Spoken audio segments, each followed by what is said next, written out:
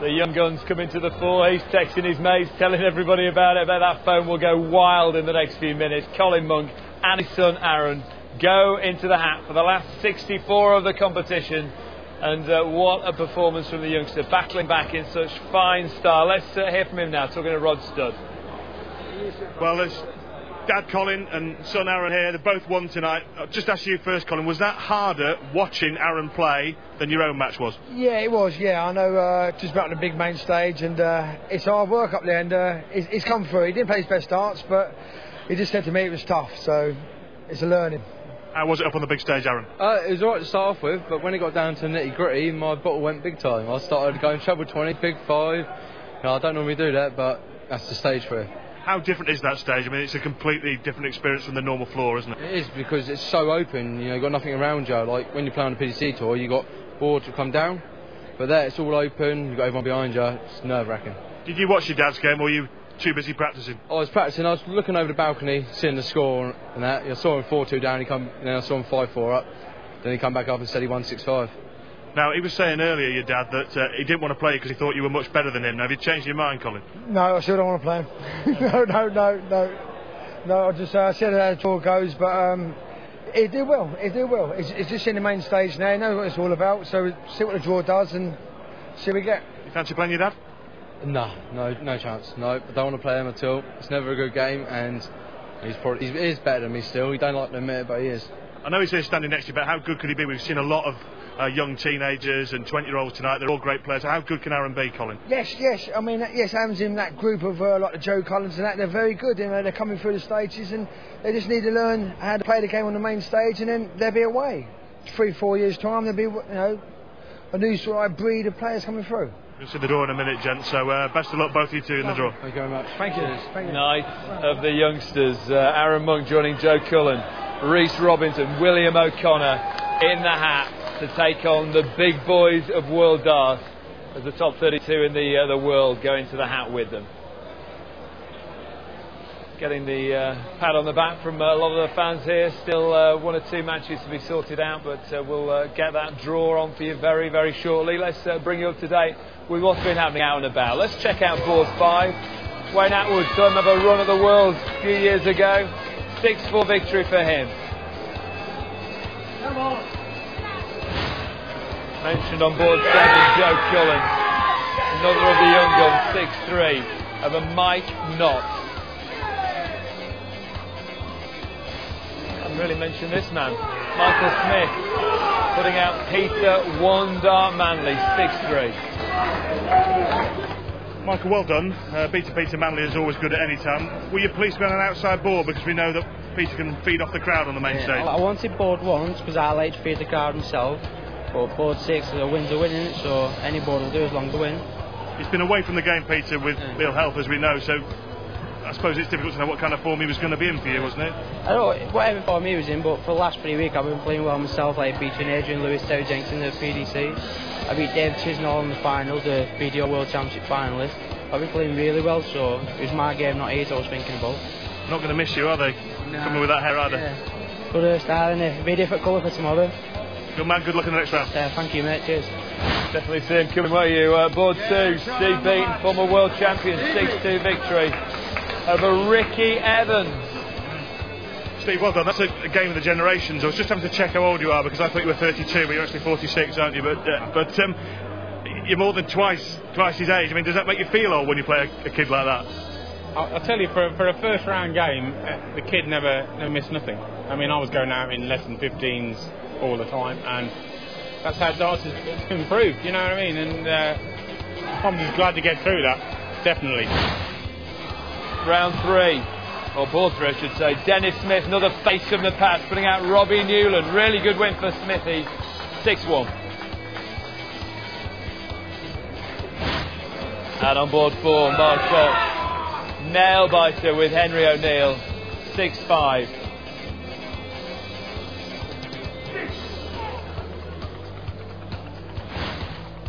Wiping off the sweat from that brow after the hard work. The Muffin Man goes into the hat as well, beating Melvin Johnston. We've seen you draw Phil Taylor at the World Championship. Would you like another crack at him? Of course, I mean, Phil has got the level to where it is because of who he is and the dedication he puts in. I had to go him in the World Championships, and obviously, I won a couple of games against him. But he was awesome that week. But if you play him, you got to play him sometimes to win this tournament. Really, you got to beat Phil Taylor and win the tournament. On your day, we've all got the game to beat him, but he's more consistent than anybody else. Good luck, Steve. Thanks. Thank you very much. Cheers. Yeah, good luck. Roland Shelton, former champion here, 6-3 victory over Joe Palmer. Well, if you believe it's 6 years since you won this great championship at the Reebok? Was it the 1st of August? No, I don't know. Yeah, it could be 6 years. Yeah. It is 6 years. Is it? Oh, well. Good win, though. It's getting back to consistency. It's not there yet, but it's getting back. We know you've had that problem with the shoulder. I mean, how is it now? 85, 90%. It's there occasionally, then I think, hey, I'm back, and without any pain. But yeah, it's all right. And I guess that's going to be tough in this tournament because it's a relentless schedule if you keep winning, isn't it? Well, no, it's completely different than when I won it, because then it was done in 3 days. Just no matter who you got straight on again. It's only one game today, one game tomorrow, and then we'll see. Good luck. Thanks, Roland. Thanks very much. Don't let him kid you. He knows the time, he knows the day. Reece Robinson, another of the youngsters. Good 6-1 victory for him. Look out in the draw.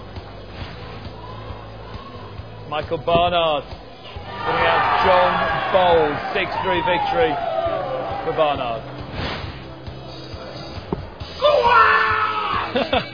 Go on indeed. Stephen Hardy 6-4 over Jay Foreman. And on board 3, Dylan Duro, another big celeb, doing a job on Gary Eastwood, the man from Gibraltar. It's going to be fascinating, this draw, Rod, with so many good young players. Wayne Marden was talking about this crop that's coming through. Yeah, I mean, and we talked about they've got no fear, Dave. They expect to win, where a lot of other people, like Wayne was talking, he took still a lot of negatives. They don't talk like that. All they talk about is the positives. So they always put themselves on a high instead of putting them on the downward spiral. They're always on the upward spiral. As far as the draw goes, everybody will want to avoid Taylor, but I mean it could happen that Taylor and Wade come out together, or no Barney, of course, here. Yeah. Well, tell us, because a lot of people have been texting in saying, why is Barney not in this tournament? Tell us why the reason. Barney's had a few problems, as he said on TV at the Premier League. Some people trying to blackmail him over one of his children, and he's just been a little bit on a downer. He's changed the people that are behind him, in his makeup, and his people that manage him and all that. And Raymond's a very sensitive person. He's a very thoughtful person. And the slightest thing seems to upset him, and he said, I just want to get away from it. And his darts weren't right. He didn't play well in the Premier League. But the last 2 weeks or 3 weeks of the Premier League, there were signs that Barney's coming back. But of course, it was too late. We have rules and regulations. We'd all love to see Barney here, of course, because he's a class player and a big guy. But the rules are the rules, and we didn't get. But hopefully, when we start again, Barney's going to be back, being a match player, and he's going to be firing on all cylinders. Let's head out just on board number 2 right now. Paul Nicholson. Last time we saw him on the telly was beating Phil Taylor. 6-4 victory over Dave Smith. So Nicholson goes into the hat along with the rest of the big names of the world of darts. Let's hear from him now, talking to Rod Studd. Paul, that was a really good win because you had to dig deep, didn't you? You were behind for most of the match. The turning point was the 9th leg when you were 6/9 of the way towards the 9 darts, weren't you? Yeah, it was. I remember doing that last year against Gary Anderson. I totally screwed it up in the first leg. But to be honest with you, Dave pushed me to as far as you can push a player. It was one of those games where you thought, am I going to break you? I'm going to have to do something special to get your leg off you, and to do that I had to hit 2 180s to give myself a chance. Luckily I did that, and I was able to hit a big finish in the last leg to win 6-4. Your resilience is one of your strong characteristics, isn't it? It is, because I'm not one of those players, I'm going to be honest with you, I'm not one of those guys who can just rock up and play. I have to come here and have to prepare, and I have to get myself mentally and physically right. I have to be honest with you, tonight has not been perfect because I did get lost on the way here. I'm not going to be buying a nav man again, but in all honesty, I worked really hard since I have been here, and I'm really happy to win. It's just off the M61, man. It's not that difficult to find. But looking ahead to tomorrow's draw, I mean, you've beaten Phil Taylor on TV. Not many people can say that. So you won't fear anybody in the draw, will you? No, there's no point fearing anybody. You know me, Rod. I don't fear anybody in the circuit. If you do, then you might as well go home. I look forward to playing these kind of events. I mean, it's been a bit of a miss, you know, not playing on stage the last few months. I'm not the best floor player in the world. I do enjoy playing on the floor, but I enjoy playing on stage more. And it's good to have the business end of the season starting again. So, you know, it's nice to be back. Thanks, Paul. We'll see you tomorrow. Cheers, Rod. Thanks a lot. Paul Nicholson into the hat. No one will want him in the draw because he can, on his day, beat the best, as we've seen. Well, what happens, Dave, when you've beaten Phil Taylor at his best, like he did in the championships, early part of the year, everybody fears him. They think, well, if they get him on the big stage, he knows how to play the big stage. There's certain players that are good on the floor, but not great on the big stage. But there are players like Paul Nicholson, Kevin Painter, that play better on the big stage than they do on the floor. So they're the people to stay away from. One match just finishing off in the background. The draw is on the way, and no one will want this man.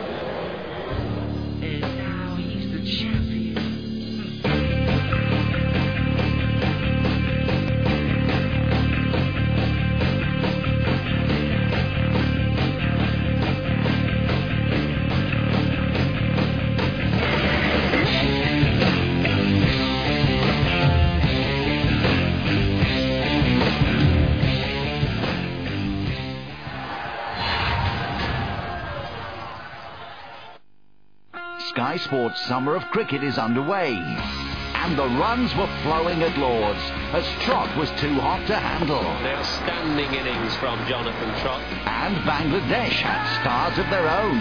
103 from 100 deliveries, take a bow some. But they couldn't stop England claiming victory. Cracking shot. That really is a good shot. Now they head to Old Trafford for the second N-Power test. Starts tomorrow, 10:30, Sky Sports HD1.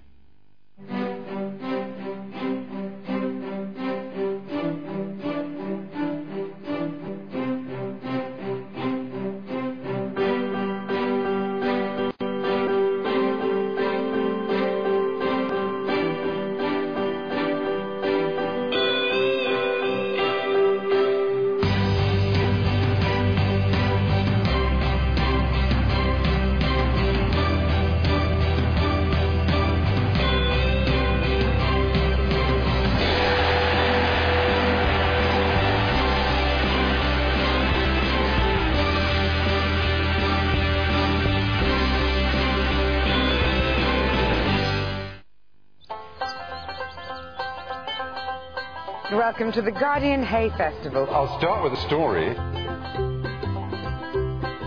People think of you as a very literary creature, but you're actually a geek. Now that's a sensitive area.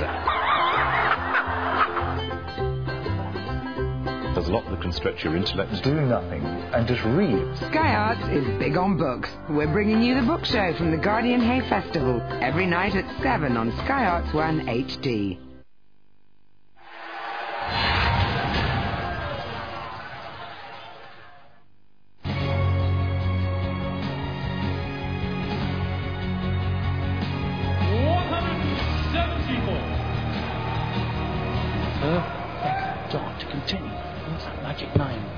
There's an out to the left of the marker. We're on the edge of our seats. Hold your breath. Treble 17. Double 18 for a moment of history. He did it! He did it! I do not believe my goblin bins. If your heart out, Isaac Newton, that was another falling. Did a ninth daughter in leg 2. He's after it again. What a gusto there to get this one. He's on it! Again!